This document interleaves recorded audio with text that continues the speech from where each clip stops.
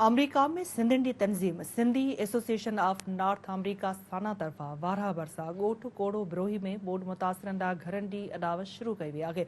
घरनि जी अॾावत जी इफ़्तिताही तक़रीब ॻोठ कोड़ो ब्रोही में कोठाई वई, जंहिंमें साना जे सदर डॉक्टर मक़बूल हाले पोटे ऐं साना जे अॻूणे सदर डॉक्टर वली शेख ख़ासि तौर ते शिरकत कई। 1.5 करोड़ रुपयनि जी मालियत सां साना कंबर शहदादकोट ज़िले में 56 घरनि जी अॾावत करे रही आहे।